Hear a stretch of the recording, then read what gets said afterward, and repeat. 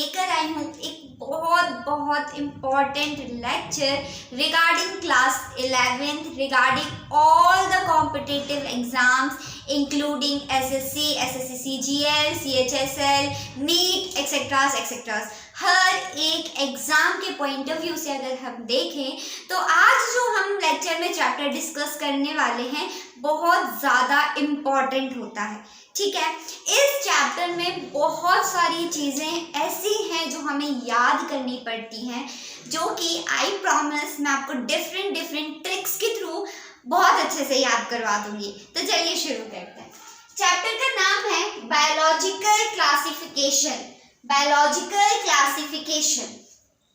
अब biological classification का मतलब क्या होता है? बायोलॉजी मतलब living beings, study of living beings, है ना। तो हम यहाँ पे लिविंग ऑर्गेनिज्म की बात कर रहे हैं, ठीक है। जो भी लिविंग ऑर्गेनिजम्स होते हैं हम उनकी बात करें। अब ये जो लिविंग ऑर्गेनिजम्स हैं, अब इनमें बहुत बड़े बड़े ट्रीज भी होते हैं, छोटे छोटे हर्ब्स एंड श्रब्स भी होते हैं, ठीक है। बहुत छोटे से और micro organisms like bacteria, fungi ये होते हैं, प्लस बहुत बड़े बड़े animals like giraffe, tiger, elephant, humans, बहुत सारी चीजें होती है ना।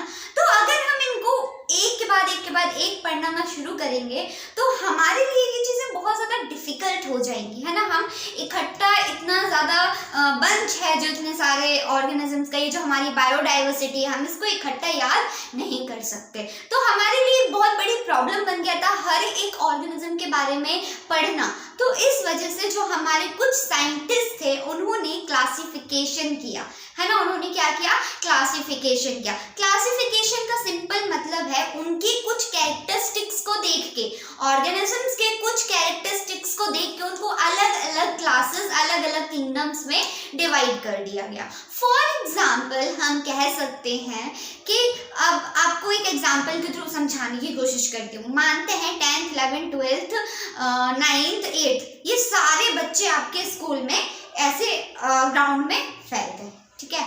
8, 9, 10, 11, 12 समझ रहे हैं, बहुत सारे बच्चे, मान लो 100-150 बच्चे हैं, ठीक है। सिर्फ 100-150 बच्चे हैं, ये एक ग्राउंड में ऐसे पूरे में इधर उधर घूम रहे हैं। क्या आप इन बच्चों को क्लासीफाई कर पाओगे कि ये 11th का है, ये 9th का है, ये 8th का है, ये 7th का है? नहीं कर पाओगे। लेकिन अगर उसी जगह ये लोग रो वाइज खड़े होंगे 8, 9, 10th, 11 तो आप बहुत इजीली उनके बारे में पढ़ पाओगे, उनका सिलेबस भी आप देख पाओगे, हर एक चीज़ आपके लिए बहुत ज़्यादा ईजी हो जाएगी।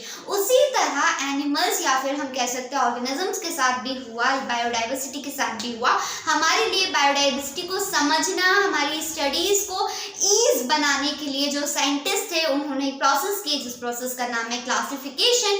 जिस प्रोसेस के थ्रू जो भी हमारे साइंटिस्ट थे उन्होंने अलग अलग ट्राई किया, अलग अलग थ्योरीज दी, जिसमें हर एक ऑर्गेनिज्म को अलग अलग क्लासेस में, किंगडम्स में क्लासीफाई किया गया। तो यही सारी चीजें हमने इस चैप्टर में पढ़नी है। तो स्टार्ट करते हैं।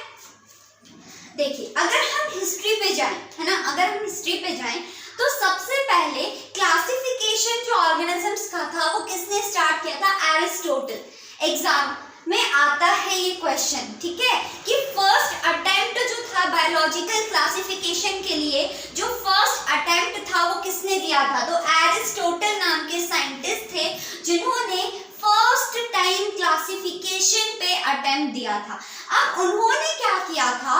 एरिस्टोटल ने क्या किया था? सिंपल मॉर्फोलॉजी देख के, मॉर्फोलॉजी मतलब एक्सटर्नल स्ट्रक्चर को देख के प्लांट्स और एनिमल्स को क्लासिफाई कर दिया था 2 डिफरेंट किंगडम्स में। एक किंगडम हो गया प्लांट किंगडम और दूसरा हो गया एनिमल किंगडम, ठीक है। उन्होंने क्या किया? सिंपल मॉर्फोलॉजी देखी। सिंपल मॉर्फोलॉजी का सिंपल सा मतलब है एक्सटर्नल कैरेक्टरिस्टिक्स देख के उन्होंने प्लांट्स और एनिमल्स 2 किंगडम्स बना दिए। First one is plant and second one is animal. अब प्लांट्स को अगेन उन्होंने क्लासीफाई किया। प्लांट्स को अगेन उन्होंने क्लासीफाई किया किसमें? Trees, herbs and shrubs. जो बहुत बड़े बड़े उनको दिख रहे थे उन्होंने ट्रीज कैटेगरी में रख दिए, जो हर्ब्स दिख रहे थे उन्होंने एक कैटेगरी में रख दिए, जो श्रब्स थे उन्होंने एक कैटेगरी में रख दिए। सेम उन्होंने एनिमल्स के साथ भी, एनिमल्स को भी 2 पार्ट्स में डिवाइड कर दिया या 2 क्लासेस में बांट दिया। कौन कौन सी? रेड ब्लड के प्रेजेंस में उन्होंने देखा जो एनिमल्स, है ना, एनिमल्स को दो फॉर्म में डाल दिया। एक हो गए ऐसे एनिमल्स जिनके बॉडी में रेड कलर का ब्लड प्रेजेंट है। उन्होंने एरिस्टोटल नाम के साइंटिस्ट ने फर्स्ट अटेम्प्ट दिया था क्लासिफिकेशन में। उन्होंने दो किंगडम में क्लासिफिकेशन किया था, प्लांट्स एंड एनिमल्स। प्लांट्स को उन्होंने अगेन 3 टाइप्स में डिवाइड कर दिया, प्लांट्स, हर्ब्स एंड श्रब्स में। अब एनिमल्स को भी उन्होंने 2 टाइप में क्लासिफाई कर दिया। कुछ ऐसे एनिमल्स थे जिनका जो ब्लड था वो रेड कलर का था, जिनका जो ब्लड था वो रेड कलर का था, तो उनको एक कैटेगरी में डाल दिया। और ऐसे एनिमल्स जिनमें ब्लड रेड कलर का नहीं था, एब्सेंट था ब्लड, उनको एक कैटेगरी में डाल दिया। ये था एरिस्टोटल क्लासिफिकेशन। ये जो था ये था Aristotle classification. But Aristotle classification जो था वो कुछ समय चला, लेकिन उसके बाद बहुत सारी दिक्कतें देखने को मिली। समझ आया कि नहीं, it is not very easy, सिर्फ प्लांट्स में हर्ब्स और श्रब्स ही नहीं होते हैं, और भी कई सारी कैटेगरीज होती हैं। उसी तरह एनिमल्स में रेड ब्लड और एब्सेंट और प्रेजेंट के बेसिस पे हम एनिमल्स को क्लासिफाई नहीं कर सकते। उसके बाद एक दूसरे साइंटिस्ट आते हैं जिनका नाम है लीनियस, है ना। एरिस्टोटल के बाद जो सेकंड अटेम्प्ट था क्लासिफिकेशन में, जिनकी थ्योरी हम पढ़ते हैं, वो है लीनियस। साइंटिस्ट का नाम है कैरोलस लीनियस, हम बोलते हैं लीनियस, ठीक है। अब इन्होंने भी 2 किंगडम क्लासिफिकेशन दिया था। लीनियस ने 2 किंगडम क्लासिफिकेशन दिया था, 2 किंगडम क्लासिफिकेशन दिया था। किसने दिया था? लीनियस ने दिया था। किसके बाद दिया था? एरिस्टोटल के बाद दिया था। फर्स्ट अटेम्प्ट किसने किया था? एरिस्टोटल ने किया था। सेकंड अटेम्प्ट किसने किया था? लीनियस ने किया था। देखते हैं तो जो 2 किंगडम क्लासिफिकेशन है उसमें ऑब्वियसली एक प्लांटी किंगडम था और दूसरा एनिमिलिया किंगडम था। एक किंगडम था प्लांटी जिसमें पूरे प्लांट्स डाल दिए उन्होंने, दूसरा किंगडम था एनिमिलिया जिसमें उन्होंने पूरे एनिमल्स डाल दिए। अब ऑलमोस्ट सेम ही किया, इन्होंने ट्रीज, हर्ब, श्रब्स कर दिए थे। उन्होंने रेड ब्लड और एब्सेंट और प्रेजेंट के बेसिस पे किया था। इन्होंने बोल दिया जितने भी प्लांट्स है वो एक ग्रुप में रहेंगे, जितने भी एनिमल्स है वो एक ग्रुप में रहेंगे। तो बहुत ज्यादा दिक्कत हो रही थी। क्या दिक्कतें आ रही थी ये देखते हैं। तो जो लीनियस का क्लासिफिकेशन था उसमें प्रोकैरियोटिक और यूकैरियोटिक नहीं बताया गया था। What is prokaryotic and what is eukaryotic ये नहीं बताया गया था कि कौन से ऑर्गेनिज्म है जिनके पास वेल डिफाइंड न्यूक्लियस है और कौन से ऑर्गेनिज्म है जिनके पास वेल डिफाइंड न्यूक्लियस नहीं है। हो सकता है कई सारे प्लांट्स थे जिनके पास वेल डिफाइंड न्यूक्लियस नहीं था, तब भी वो एक ही कैटेगरी में रह रहे थे। बहुत सारे एनिमल्स थे जिनके पास वेल डिफाइंड न्यूक्लियस था, किसी के पास नहीं था, वो सब भी एक ही कैटेगरी में रह रहे थे, ठीक है। तो यहाँ पे जो इनकी थ्योरी थी वो गलत प्रूफ हो गई, इनका क्लासिफिकेशन गलत प्रूफ हो गया। सेकंड, यूनिसेल्युलर और multicellular, single cell organism, multicellular organism एक ही ग्रुप में है। यहाँ पे देख रहे हैं एनीमिलिया में तो कुछ सिंगल सेल ऑर्गेनिज्म भी है, कुछ मल्टीसेल्युलर ऑर्गेनिज्म भी, तो यहाँ पे भी इनका जो क्लासिफिकेशन था वो गलत हो गया। अब थर्ड, इन्होंने ये नहीं बताया, इन्होंने क्या किया, एनिमल्स जो थे, है ना, प्लांट्स को इन्होंने डाल दिया। चलो प्लांट्स, चलो ठीक है, प्लांट्स में सारे फोटोसिंथेटिक होते हैं, लेकिन इन्होंने एनिमल्स में फोटोसिंथेटिक एनिमल्स भी डाल दिए, जैसे कि ग्रीन एल्गी थी, है ना, तो ग्रीन एल्गी को भी एनिमल्स में डाल दिया और फंगाई को भी एनिमल्स में डाल दिया। तो ये सारी जो चीजें थी जो इनके लीनियस के क्लासिफिकेशन में डिस्टिंग्विश नहीं की गई थी, क्योंकि हम क्या चाहते हैं कि हमारी जो भी चीजें वो बहुत ज्यादा इजी हो जाए, है ना। लेकिन जब ऐसा हो रहा था कि जो प्लांट्स हैं वो एक कैटेगरी में, अब उनमें से कुछ फोटोसिंथेटिक हैं, कुछ कीमोसिंथेटिक हैं, कुछ यूनिसेल्युलर है, कुछ मल्टीसेल्युलर है, तो हमारे लिए बहुत ज़्यादा कंफ्यूजन क्रिएट हो रही थी,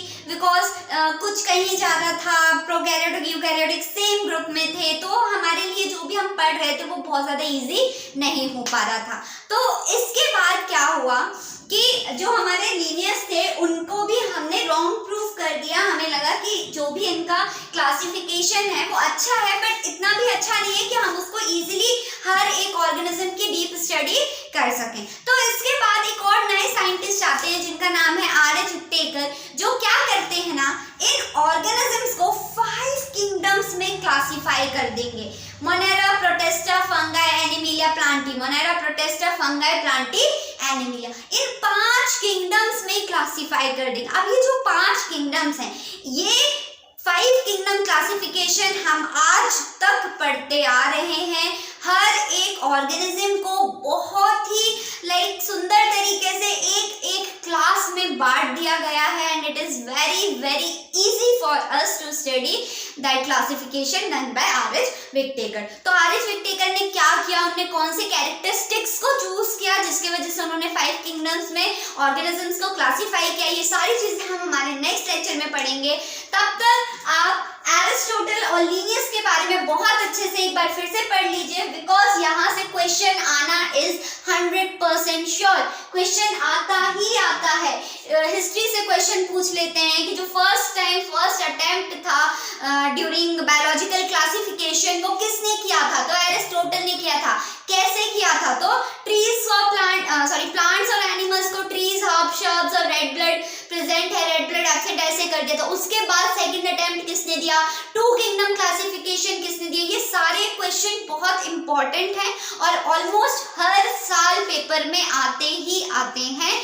तो आप प्लीज इस चैप्टर को थोड़ा सा सीरियसली पढ़िए एंड होप आपको लेक्चर पसंद आया होगा एंड आई प्रॉमिस मैं इस चैप्टर को आप सबके लिए बहुत इजी बना दूंगी। हम लोग इस चैप्टर में बहुत न्यू ट्रिक्स सीखेंगे जिसके वजह से हम सारी क्लासेस को, किंगडम्स को बहुत अच्छे से याद कर पाए, बिकॉज इस चैप्टर में बहुत सारे ऑर्गेनिज्म हैं जिनके नाम हमें याद करने पड़ेंगे। तो बस मेरे साथ बने रहिए और हम लोग बहुत अच्छे से पढ़ेंगे एंड आप लोग प्लीज़ अच्छे से रिवीजन कीजिए और अगर आपको लेक्चर पसंद आया हो तो प्लीज़ अपने फ्रेंड्स के साथ भी शेयर कीजिए, मेरे चैनल को सब्सक्राइब कीजिए। All the very best, thank you.